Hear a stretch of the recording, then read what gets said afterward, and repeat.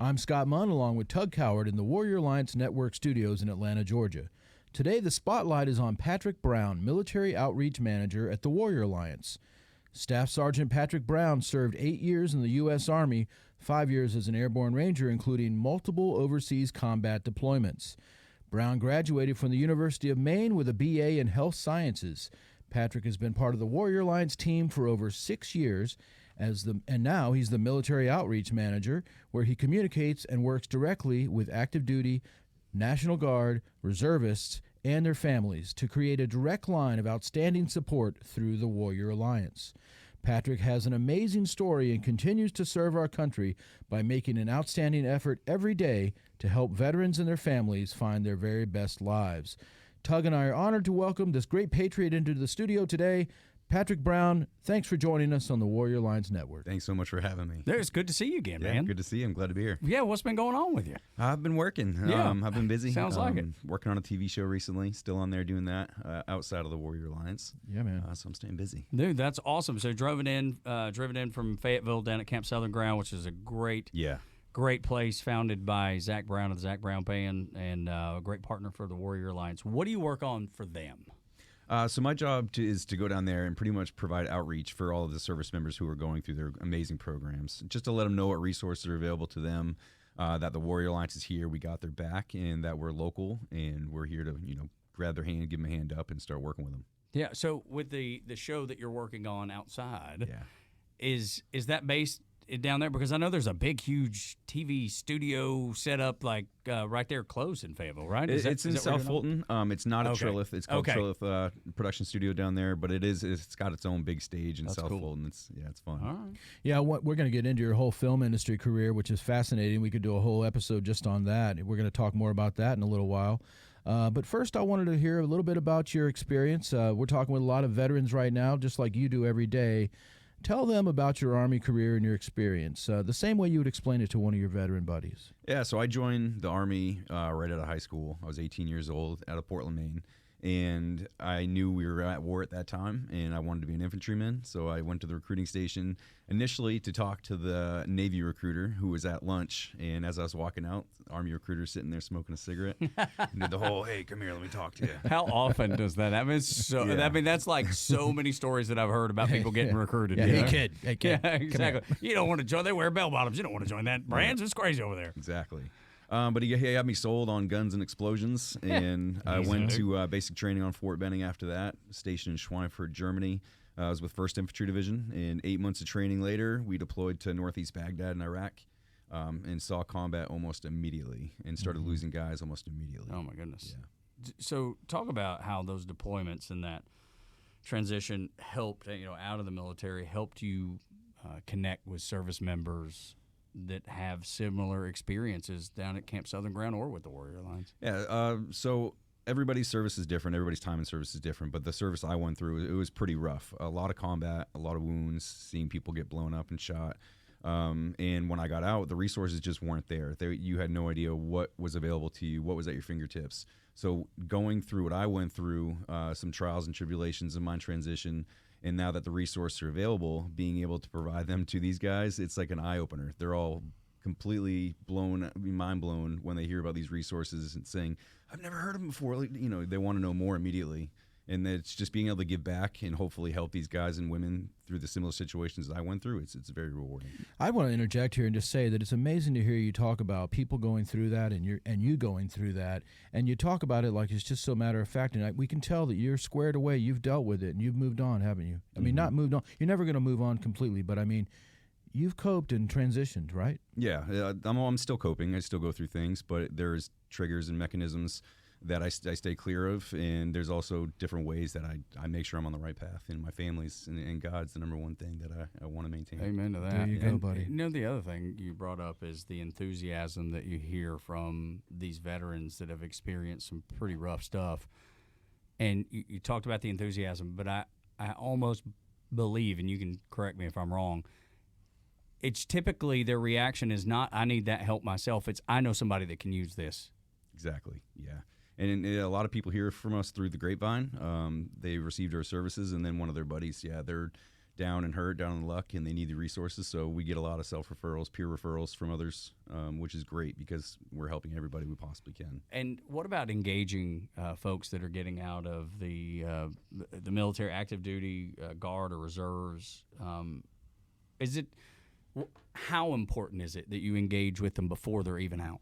Oh, it's so important to engage with them before they're out because once you're out, you're out. You don't have that support system anymore. So once we can get them upstream 6 months to a year before they get out to where they're thinking about these careers that they want to get into, maybe having their resume written, where their kids are going to go to school, what might they need, we're there to help them with. And getting them further out from their separation or retirement is so much better than right when they get out. We're talking to Patrick Brown, U.S. Army veteran and military outreach manager at the Warrior Alliance. You can reach him at thewarrioralliance.org, and you can sign up there or you can call in. What's your phone number down there, man? It is 404-210-1776. I knew you would. Oh, I love that number. That's easy to remember. So what are the main things when somebody calls in? What do you discuss with them? When you talk to a service member, what are some of the most, like the questions that you get asked the most? So the most questions that I get from these service members are, how do I get help with housing? And usually related to that is some sort of financial assistance or financial burden that they're in. Maybe they lost their job or they couldn't pay their medical bill because they had to pay their mortgage, and now they're in the hole. So they're reaching out to us, typically looking for some sort of financial assistance, housing, employment, that type. How quickly does it go after you got that taken care of? How quickly does it go, hey, man, I'm struggling with a few things?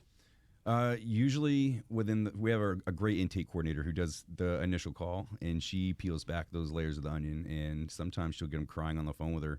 But it starts out with, hey, man, I need a job, to, hey, actually, I need some legal services. My kids are in trouble. I need help with that. We need some family counseling. And it just opens up the doors and the floodgates. There you go. It's just all about talking, and we talk all the time on this show, Tug and I, about how what we're trying to do is help veterans to live their best lives, because that's how you can serve your country now, is to be the best you can be. And the way you do that is by linking up with your fellow veterans at the Warrior Alliance, and asking for help is really it's part of being a warrior, isn't it? Don't you think? Exactly. Yeah. The definition of a warrior is what we use because it encompasses everybody: family members, veterans, service members, whether you're active duty, National Guard, reserves, they're all warriors to us. But so many people hesitate to ask, and I think that's the struggle, and we can definitely get into some of that, because most of the time, and this is something we talk about a lot, so for anybody that listens with any regularity, it may sound like beating a dead horse, but it's the truth. Those guys are always the guy that somebody runs to. Hey, I need your help. I need your help. It's never, I need help. It's never the reciprocal. It's never the reverse of that. Yeah. It's so it makes it really, really challenging. And but once you engage, like you said, with the onboarding coordinator, once the conversation opens, it's almost like an open book. Mm-hmm. Yeah. Yeah, and once you find your conversation going, you can sort of, come with your main issue, or come with an offer to help out and be involved with the Warrior Alliance on that side of things. But then you might find that there's other resources and other things. Do you find that sometimes people come in for one reason and maybe they didn't talk about it in the pre-screening phase, but then later on the relationship develops, doesn't it? Yeah. They give the initial information to our intake coordinator, and then once they get assigned to their case navigator, really that's when the layers start peeling back, because they develop that rapport with them, and they're almost like family. That's right. Now, a very interesting part of your military career is that you served as a resistance instructor to the Survive, Evade, Resist, and Escape school at Fort Rucker. I guess it's called CRC, right? Yes. And that's at Fort Rucker, Alabama. CRC training is a mandatory thing for pilots and Army Special Ops personnel, and it's designed to help and prepare troops to return with honor if they get isolated or captured by the enemy. That's amazing stuff, man. You taught that. Yeah, it was definitely a blessing in disguise. Amazing career to have. How do you end up in that position? How do you end up in that role? So I went through that school, CRC school, while I was in the military, and I knew they had government DoD contractors as their instructors. So once I got out, that was something I looked into, I was intrigued by, and went through the hiring process and got it, relocated my family down to Fort Rucker, and started that job. Wow. I mean, I have a hard time wrapping my head around it. Being in the Navy, we lost a couple guys, but not anything. I was a pre-9/11 guy, so there's not even a comparison really. Mm-hmm. It's almost like we served in two different militaries. Yeah. But there were the three that we lost for different reasons while deployed, and every once in a while they'll cross my mind, just something will remind me, and I'm like, I can't believe that happened. I was on watch when they happened. We had a plane crash on takeoff on a carrier, and then we had a kid that just got the Dear John letter 3 months into a deployment, and you just can't even wrap your head around what is happening until it's done. And then again, we served in almost 2 different militaries, but I understand how heavy that could be, and I was so far from it in comparison to so many guys. Do you think that people are so reluctant to open up about that, but just because it's natural not to? Or what's the drawback? What's the holdup to getting guys talking through things that are so important? Yeah, I think they immediately start putting up barriers. They just don't want to talk about it. It brings up mixed emotions, different reactions, physical and emotional, and they suppress it down deep, and it's hard to get them to talk about it. But once they feel comfortable, I think those floodgates open, and then it's just a huge stress relief. Your shoulders, just all that weight comes off because you're getting it out, and it just feels so good. Now, being a SEER instructor, did that mean that you experienced isolation or capture or anything like that as well, or can you talk a little bit about that? Yes. So I never personally did well deployed or anything like that. I did do in the school. It was pretty intense, but the school, they teach you all the different tips and tricks to survive off the land, to the shooting ranges, to the hostile interrogations, whether it's peacetime, hostage, wartime, whatever it might be. They teach you all the techniques, so where if you were kidnapped or captured behind enemy lines, you know what to do, how to evade capture, what not to say if you are interviewed, and hopefully return with honor. So it's more these days than just training you to just say name, rank, and serial number and don't say another word. It's like there's tactics, and because there's so much of it going on now, so you have to be ready, right? It's super comprehensive. They go in deep about not lying to the enemy, not even telling the truth to the enemy, but just staying within this fine medium of what you can say to get you out of there. That's amazing. Because for me, it really was name, rank, and serial number. That was it. Yeah. And there wasn't even that much thought about it. Again, relative peacetime, pre 9/11. And so I'm sure that some people went through stuff like you're talking about while I served, but nobody that I was near or around went through anything like that I know of. It's so mind-blowing to me, and it's almost doesn't even seem real a little bit. When I hear that stuff, it seems like something in a movie or a TV show. It doesn't sound like something real people do. Yeah. It's unbelievable. But you have to be ready for it when that reality does come around. And being ready is part of the whole special ops. I mean, being a ranger, I guess you're part of the special ops community in the military, right? And what are some of those skills that, one of the things the Warrior Alliance does is it helps folks that are looking for employment or their next career to work within the community in some kind of volunteer way. They have other kind of positive steps that you can take. Are there skills that come directly from a special ops kind of experience that apply into the workforce? Yeah, as a special operations soldier, it brings a unique and highly valuable skill set to the workforce. And they make them an asset in wide variety range of industries, a background in leadership, problem solving, adaptability, teamwork, I think is what sets them apart. Yeah, well, and it's interesting that you bring that up, and just by chance I brought up, it sounds like something out of a movie, because you're involved in the film industry and work as a subject matter expert training actors in military tactics, and even won a SAG award for Avengers Endgame. Is that real? Yeah, it's real. That's cool, man. What was that all about? What was that like? I mean, you've had such great experience in the military, but to be able to use that experience to do something that most people, again, will never do. Yeah, I was very fortunate to be able to take the tactics that I learned and transition them into the film industry, training actors, stunt guys, stunt women, background extras, to make sure these films looked legit and they were saying the right dialogue, they were dressed properly, knew how to salute like a soldier, to carry a weapon, it all. How did you end up with that? I mean, it's not like anybody is, I guess maybe it's a little different now that Atlanta has it's like the Hollywood of the South, right? So I'm sure that maybe opened some doors, but how does that opportunity arise? Because I bet there's so many people who are like, well, I'd love to do something like that. So I met a military advisor who was working on a film, and he ended up getting another job with Netflix in Singapore, so he was moving away. And this production reached out to him and said, "Hey, I want you as this advisor." And he said, "No, but I know a guy," and recommended me. So this is when I was a SEER instructor, and my wife and I moved back to Atlanta because the opportunity arose with the film that was coming up. So that was the reason you came back home. Mm-hmm. How about that? Yeah.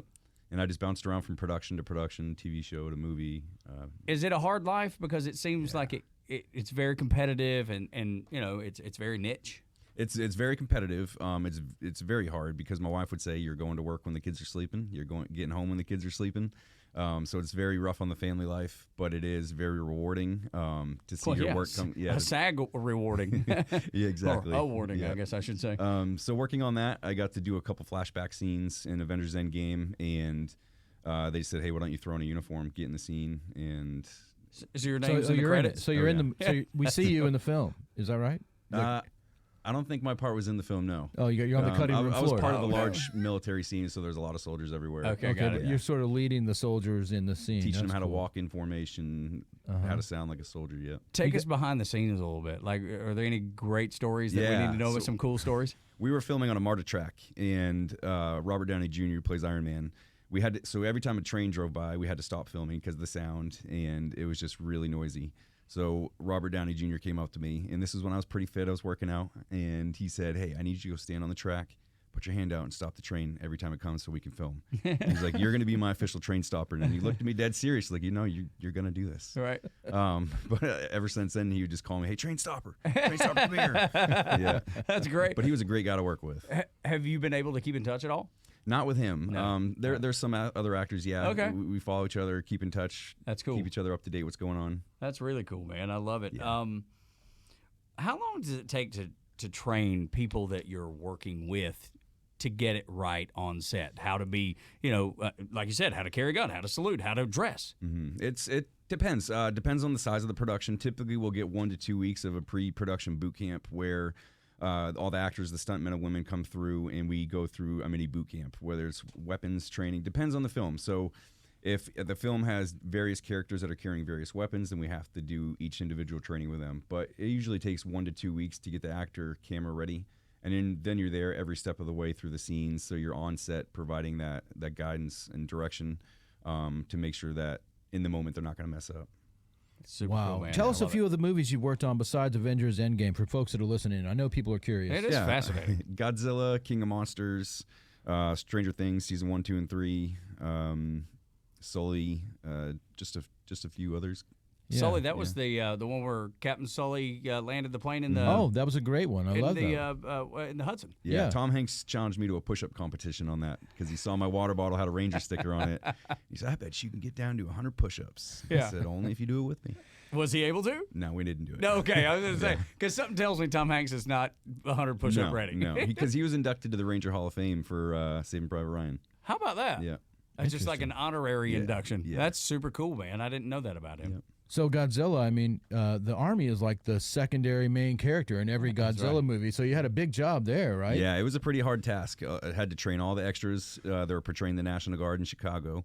Mm-hmm. So had to make them react to a city getting destroyed by a large monster, which I don't know how to react that way, but teaching them how to do it and making sure that they're all in the right spots at the right time, that they're not carrying their weapons like dum-dums. Yeah, Right. yeah, like someone who's not been trained. Exactly. Yeah, for me, and when I watch a movie and I see the military, or if my father was a military police provost marshal, so I also, when I see police movies too, we kind of see right through them. And if you don't have the weapon held right, but also for me, it's insignia and rank and patches and all this kind of stuff. If they're wrong, it just throws off the whole illusion of the film, and you probably make sure that all that is correct. Yeah, so a movie, in order for the uniforms to be accurate, you have to have DoD approval. The script has to go through the Military Liaison Entertainment Office, and they're going to decide if they're going to support it or not. So for Godzilla, they didn't support it because they said, hey, we're not going to let you use our soldiers just get demolished by these monsters for the fun of the film. So because we wouldn't do that, we would actually win. That's right. We would take out. So then something has to be wrong with the uniform since the DoD doesn't support it. So need to have it upside down, rank upside down. That's so funny because my brother-in-law, who is a stickler, he's retired as an Air Force captain. He's a stickler about stuff being right, and it irritates the daylights out of him when it's something. Yeah. So now I have an answer for him because he's like, I don't know why. It should be easy to get it right.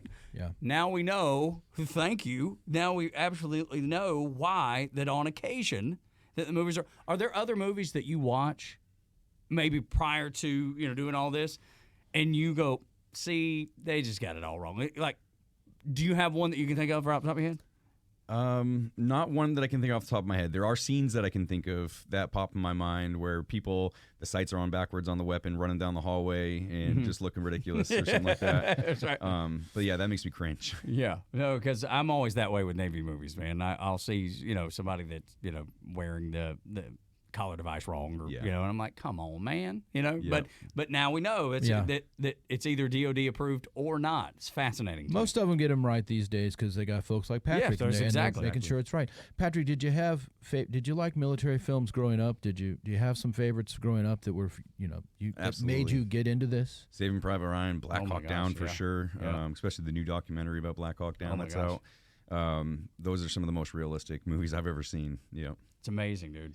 It's absolutely cool. And one last question about the film aspect, because I know that's not anywhere near exactly what you do. But it's fascinating, and you can tell that we're fascinated by it. So I guarantee you somebody else listening is going, I've always wanted that too. Yeah, but this ties it back to the Warrior Alliance, and that is, do you ever invite any of your veteran brothers to come be extras on some of these productions? Is that something you can do? Yeah, so before the Warrior Alliance, I was having friends that I deployed with. They'd come on set and help me advise. If it was a big day when there was 200-300 extras on set, I couldn't do it all by myself, especially if the movie was DoD approval. So the uniforms had to be like Pitch Perfect 3, for example. They do a tour to the USO bases performing in front of them, so every uniform had to be to regulation. And I had 5-6 guys come on set. We threw them in uniforms, get them in the scene. And then when I started working for the Warrior Alliance, I was able to use some of these warriors and help them get jobs as extras, or just give them a little cash here and there on set. Sure. Incorporate them into it. They probably appreciated that. That's I would really imagine. cool stuff. So your career is really a great example of serving the veteran community while you also use your special operations skills to fulfill your personal passion. And so you're kind of uniquely qualified to give some advice here. What advice can you give to your brothers and sisters listening out there right now about finding their way, finding their path, finding their North Star, and maybe why they should connect with you at the Warrior Alliance? So finding a North Star or purpose is essential because it provides direction, motivation, and clarity in your life. Without a clear purpose, it's easy to feel lost or unfulfilled, drifting without a sense of meaning. Yeah. And your North Star acts as a guiding principle. I love it, man. Talk about your family, because I know that's something that drives all of us, and it's so important to us. Tell us about them. Yeah, I'm married. I have 4 young kids, twin 6-year-old boys, a 5-year-old daughter, and a 1-year-old daughter. My boys are in jiu-jitsu, and they're competing now, which is a lot fun. It's Holy a lot cow. of fun to watch. Yeah, I'm sure. But At I 6? do everything for them. Yeah, That's cool. It's a blast to watch, to be a part of that. And what are your daughters into? Jiu-jitsu as well. Wow. Well, the 5-year-old is. The 1-year-old just yeah, can't watch the not movie. quite there yet. Not yet. But they use her as the test dummy to do all the moves on. Right, I was going to say, I Poor figured, kid. yeah, having 2 younger brothers, I rememred we'd get on our folks' bed. That was the wrestling ring. And WWE they were a style. tag team, and Yeah. I was Andre the Giant because I was older. But so they're going at it, right? Oh yeah, They're- constantly, and you're seeing the moves that they're putting on each other too. Like, oh, they just learned that in class today. Yeah, yeah. It's. Are you the great to watch. are you I'm usually the one that has to break them up. Yeah. right? Exactly. Why jiu-jitsu? Did you choose that intentionally? We used it in the military. I knew every guy, woman or man, was in the military using that in their hand-to-hand combat. So when I got out, I did train in jiu-jitsu a little bit, and then we tested out different gyms with our kids, and they didn't like karate. They didn't want to do this or that. So there was a gym that just opened up, so let's give it a try. And they've been obsessed with, like, my son sleeps with his belt. That's Every awesome. time he gets a new stripe, he sleeps with his belt, and he comes down just waving around in our face. But it's exciting to watch. Tell us a little bit about your wife and how important it's been to have her support in this whole process you've been through. Yeah, I've been through a lot with my wife, personally, mentally, emotionally, financially, and she's been there through every step of the way. So without her, I would definitely be lost. I would probably be out on the street somewhere begging somebody for money if it wasn't for her. Wow, man. Yeah, she's pulled me out of the gutters. That is that's a testament there. And talk about True North. You mentioned True North right there. That's True North right there. When you find that, that's not easy to find, man. Well, dude, thank you for driving up from Fayetteville, and thank you for what you do for Camp Southern Ground and the Warrior Alliance, and thank you for sharing with us, man. Absolutely. It's so good to see you. Yeah, thank you. I'm glad to be a part of this. There you go, man.